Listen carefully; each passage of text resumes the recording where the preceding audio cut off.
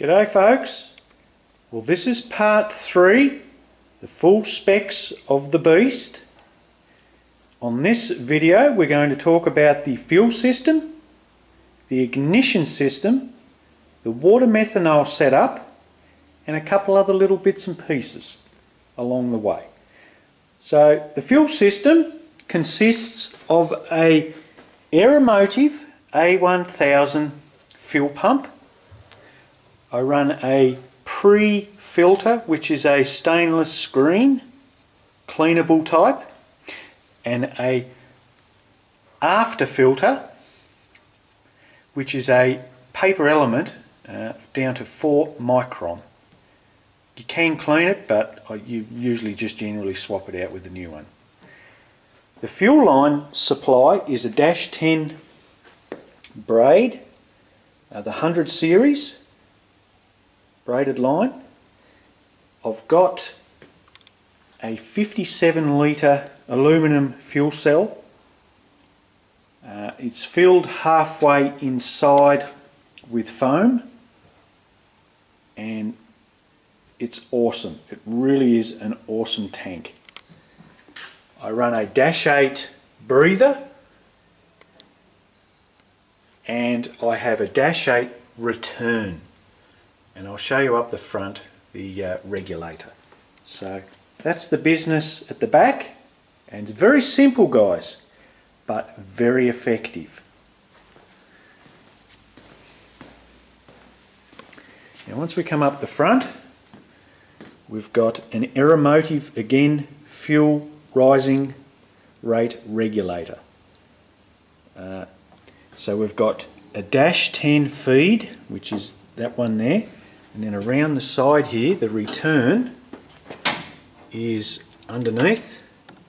So we have fuel cycling all the time.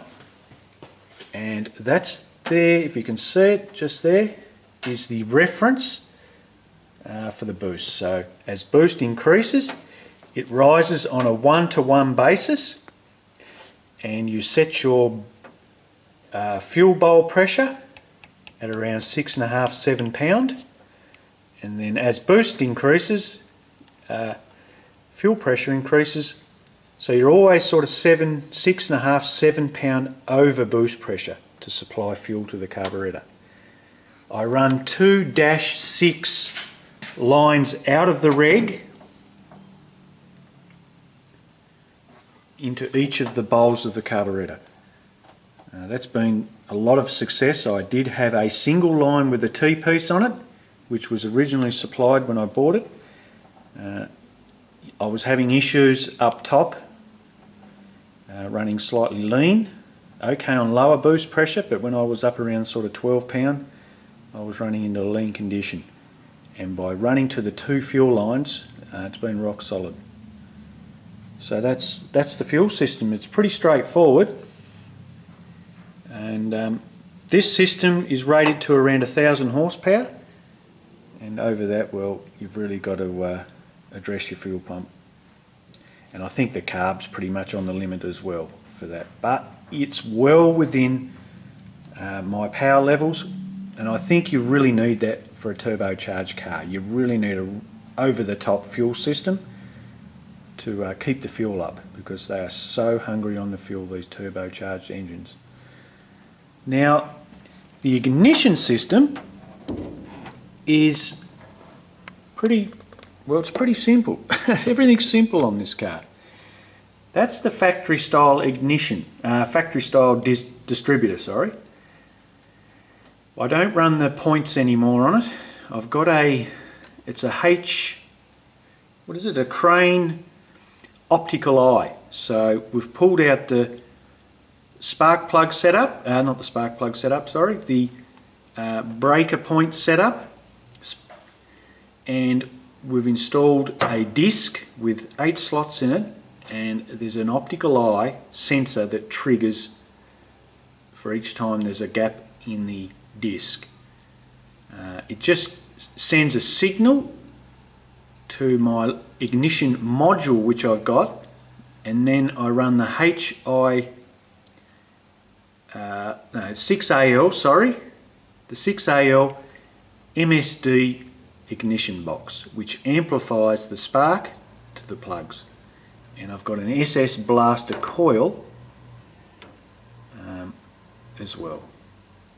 Works really well. Mind you, I have had trouble, and I will show you guys, with the ignition box overheating. So, but hopefully I've corrected it, because I have gone in and modded it. And I'll give you a quick show of it too.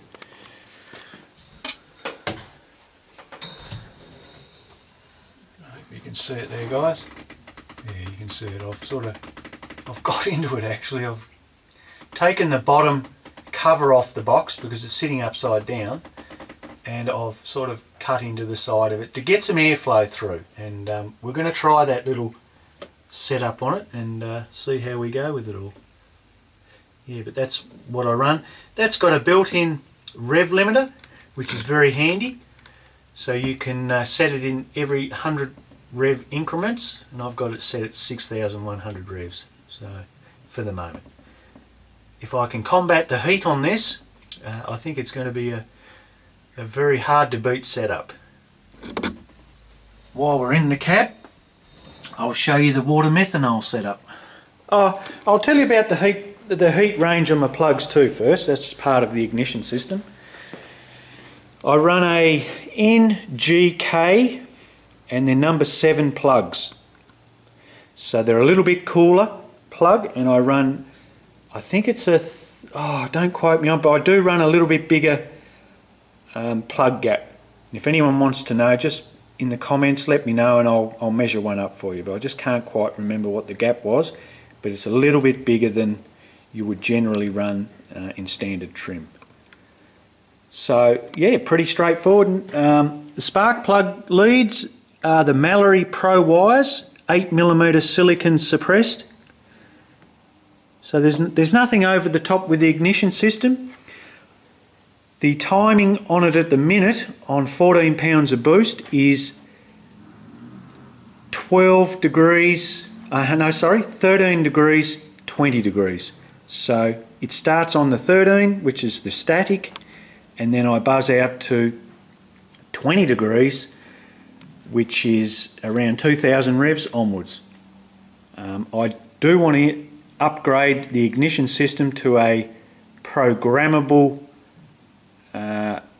timing curve, but I'll go into detail in that when I acquire it, and we'll do some videos on that and I'll show you how it all runs. And that'll really optimize my timing. So at the minute, like I said, I've only got a closed system of 7 degrees advance. It works, but it's not optimal. Alright, we'll go around and I'll show you the water methanol. This, to me, is the best part of the car, I think, or one of the best parts of the car is the water methanol, guys. I've been wanting to do this for a long time, and I've finally done it, and it's exceeded my expectation. And this is only a new addition too, guys. It's a NX, so it's a nitrous express setup, and that is a 2-stage. So you can ramp it in at lower boost, and you can have it coming in on a higher boost level. So for example, at the minute I'm only running it on the 1st stage, but you could say come in at say 6 or 7 pound on your 1st stage, and then ramp it in say at 12 or 13 pound. But she can't quite handle it at the minute, it's a little bit too much. We'll see in the warmer weather. It might be able to introduce it on the 2nd stage in the warmer weather, but the cooler weather, for now, the 1st stage is fantastic. And I inject it just above the carby. It's a 50-50 mix. I run methylated spirits, so and 50%, and water's the other 50%. So, and it's fantastic, guys. Runs really well. And there's no fear of contamination with your fuel bowls at a 50-50 mix. And it's been fantastic. So I have the smallest nozzle in there to start with, and it's incredible how clean the motor is inside. I pulled the plugs out the other day, and they're just incredibly clean. So it's a fantastic setup, that water meth. It's really blow me out of the water the way it works, and the performance gains you can get from the water meth. Alright, I'll show you the pump in the car.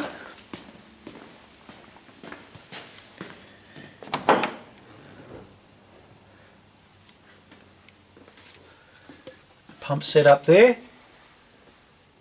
and I think it's a 3.5 litre tank. I need to top that up sort of every race, because I use roughly about, not quite half every race. And it's fantastic. I love it. I really love it. I've got a little telltale light in there, guys. You'll probably see in my videos.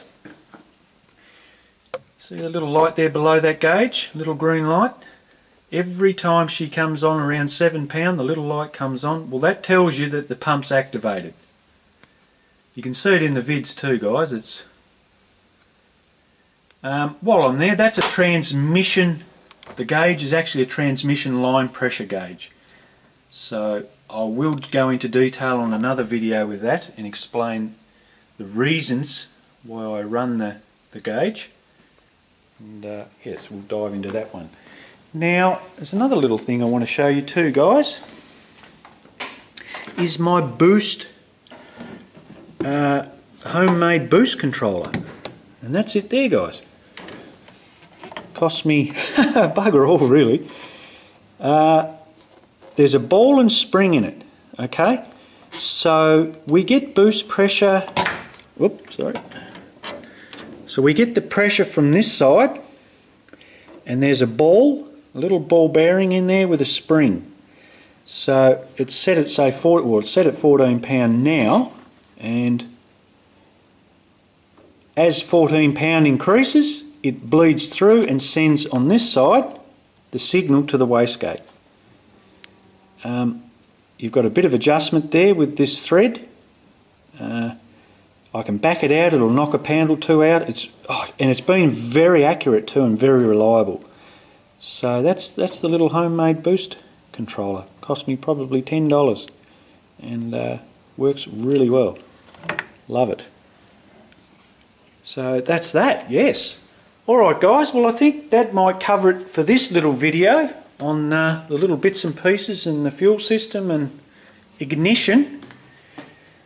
Like I said guys, there's nothing over the top. There's no computers going on here. There's no complication. It's very simple to maintain and it's easy to fix if something goes wrong. And that's what I love about it, guys.